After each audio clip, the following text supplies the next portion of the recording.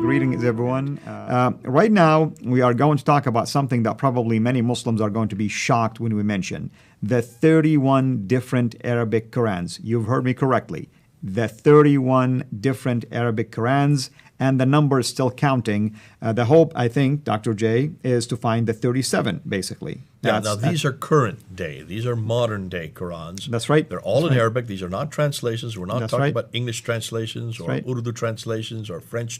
These are Arabic Qurans, all of them different. Correct. And not just a few. We're talking about tens of thousands of difference. Now, let's now look at the 31 Qurans that Hatuntash, my colleague in UK, has found. These are not my Qurans, these are hers. She has found these in different marketplaces I think in Yemen, in Jordan, and in Morocco. Those are the three countries that she and her friends have found. So she's been scouring these for about the last 2 years. So these are not difficult to find. If she can find 31 of them, then there shouldn't be any difficult, and hopefully we're going to be able to find 37 that are out there in the marketplace. But Dr. Smith, I thought there was only one Quran. That's what we've been told, isn't it? Okay, so I'm sorry, let me just go forward. Now, I'm going to have to go through all these again. So let's just put them up there one after another. All 26 have come up. And this is 26 that she had as of last summer. Since last summer now, she's found another 5. So we're up to 31. But here's what I want to show you this next graph here, because this next graph really then produces what I'm looking for. Let's take Hafs out of there, but take a look at all of those names along the right side. And you can see Hisham and Kalum and Warish, and you can see Al-Bazi. And when you come to this one here, there you can see Hafs, where the black circle is around. That's right. Hafs is the one that is used today. So Hafs is the one that was created in 1924. The Warsh is now very popular in Northern Africa.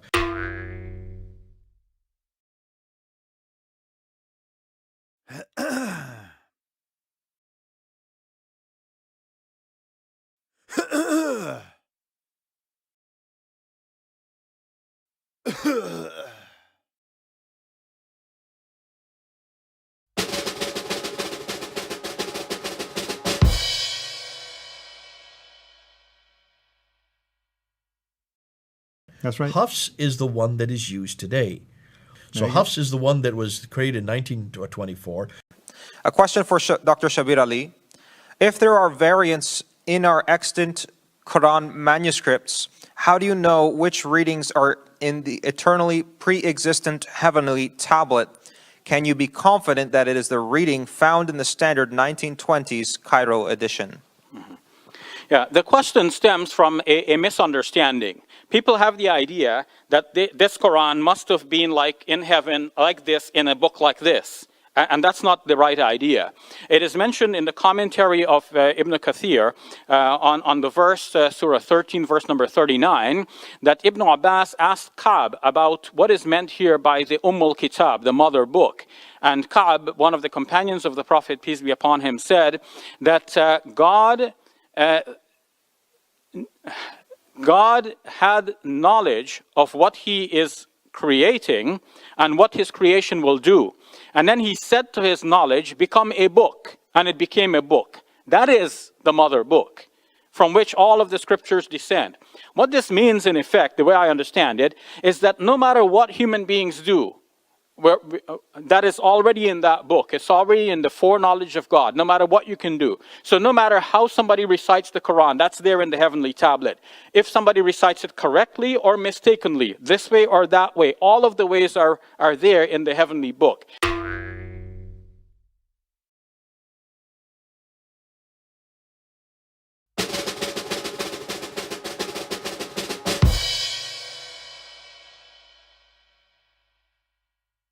No, On Friday, you had a debate with Dr. Shabir Ali, did you not? He's considered to be probably today's best Muslim debater, is he not? You debated him, and you asked him this question, did you not? And what did he tell you on Friday? He said that his numerology is based on the 1924 Quran. Based only on the 1924 Quran. He couldn't find anything earlier than the 1924 Quran.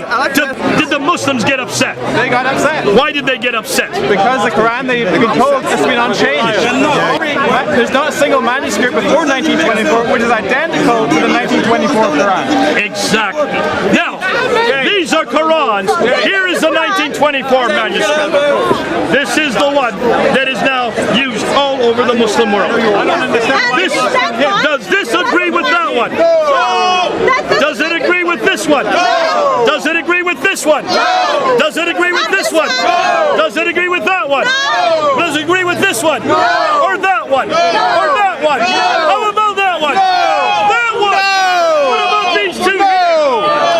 It says less than 100 years old. And this is what every Muslim believes comes from God. This does not come from God. It comes from Al-Azhar University in Cairo. It is written by man. It is not from God. Muslims, you have been lied to. Every one of you have been lied to.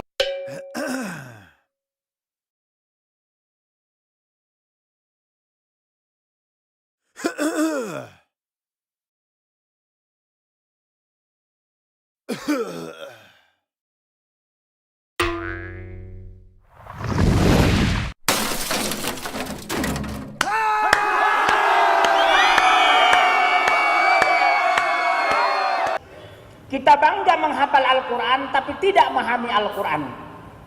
Senang mengulang berbahasa Arab tapi tidak mengerti bahasa Arab. Suka membaca Al-Quran tapi tidak memahami maknanya. Akhirnya apa? Menjadi keledai di Indonesia.